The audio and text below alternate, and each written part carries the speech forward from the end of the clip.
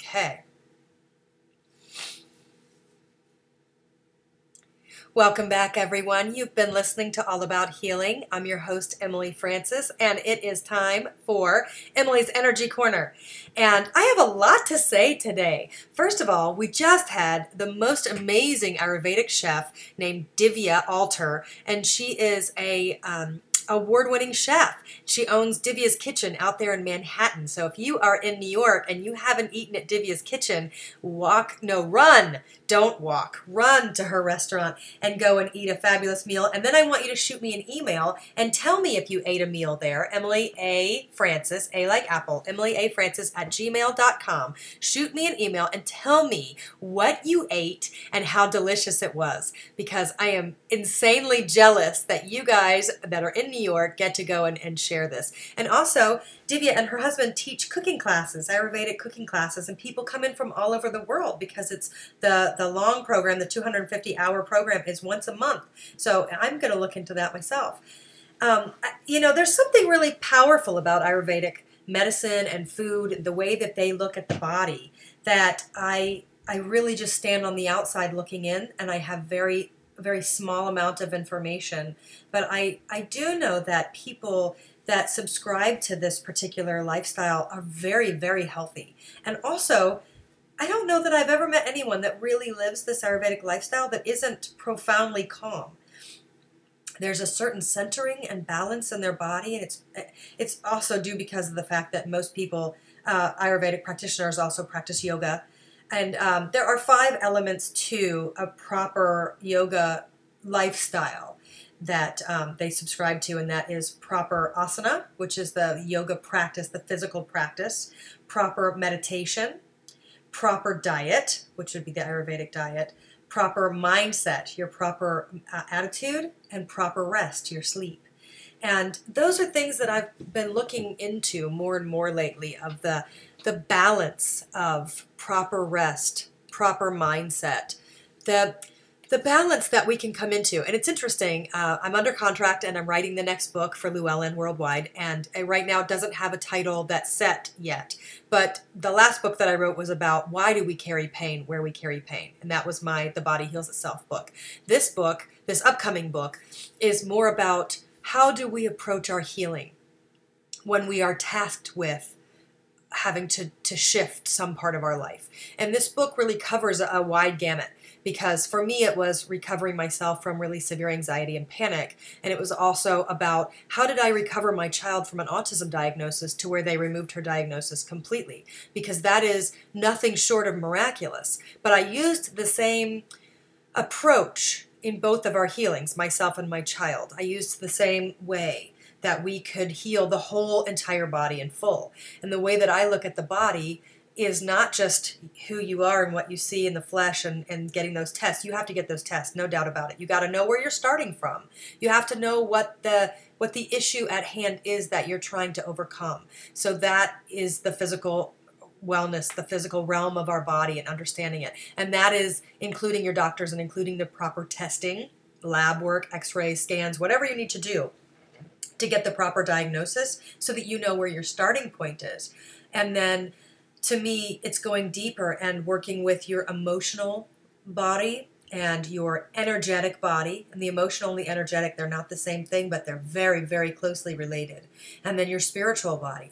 How do we tap in to the universe, the spirit, and get our advice for the next best right step?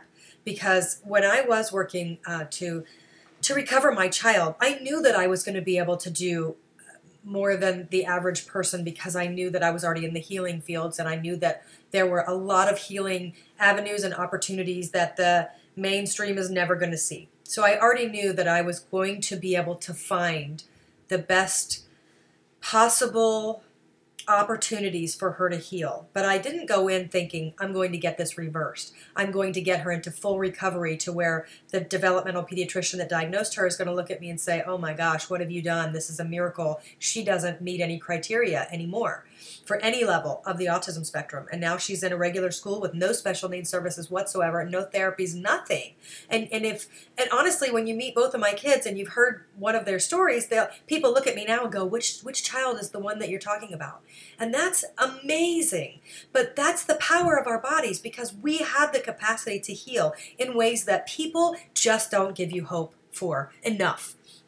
So my big soapbox for the world is that there is so much hope for your healing, and it's up to us to take charge and to figure out what combination works best for us. Because for some people, Ayurvedic is absolutely the way to go.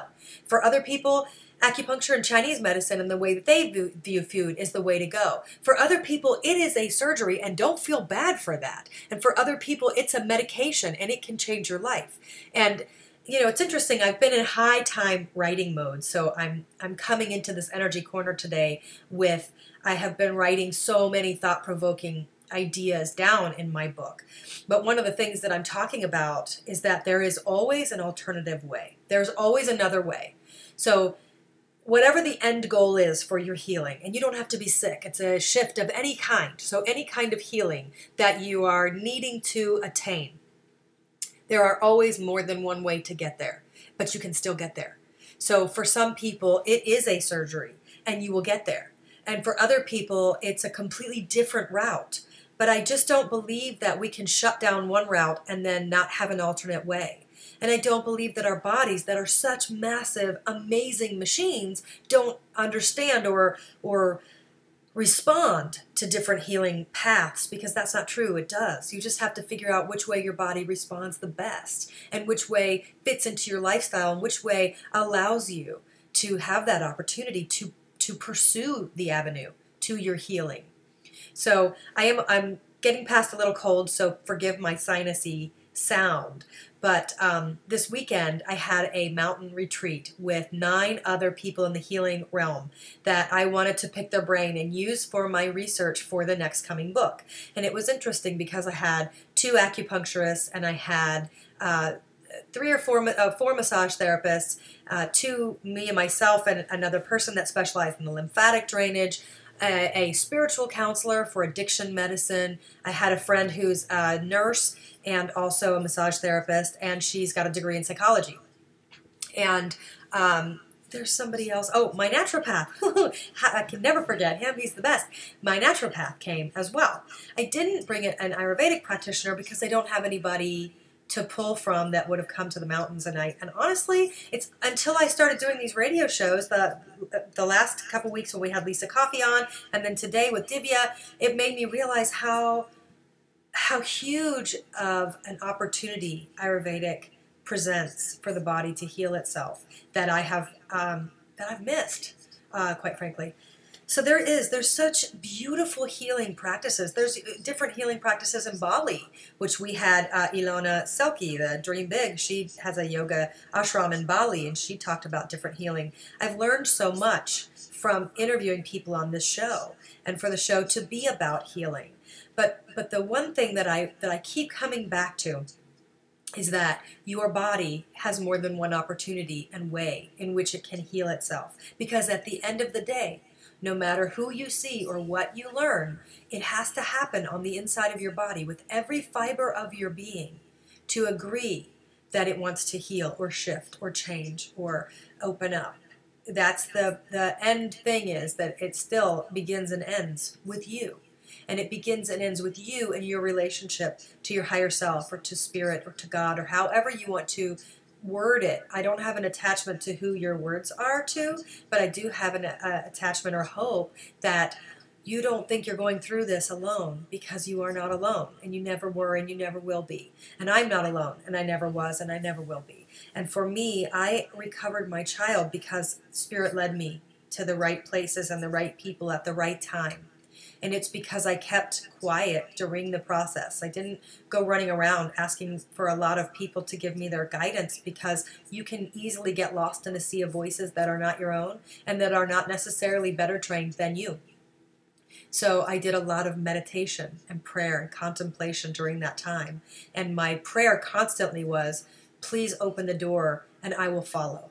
Just please show me the way. Any door that you open, I will go through the door. I promise I won't kick and scream, and I won't ask why. I just will do it. And it got us to recovery.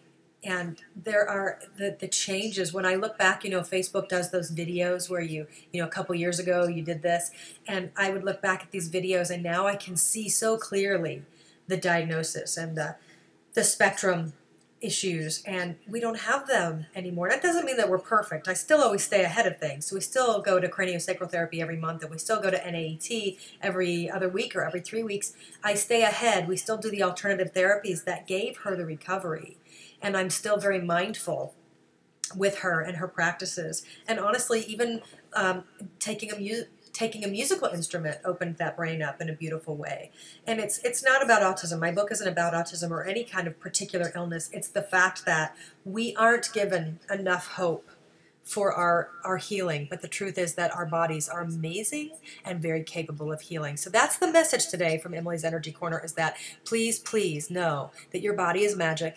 Miracles are everywhere, and you deserve your healing if that's what you're looking for. So you guys, we'll see you back here next Wednesday. Have a great week. Shoot me an email, emilyafrancis@gmail.com. Thanks for listening. Have a great week.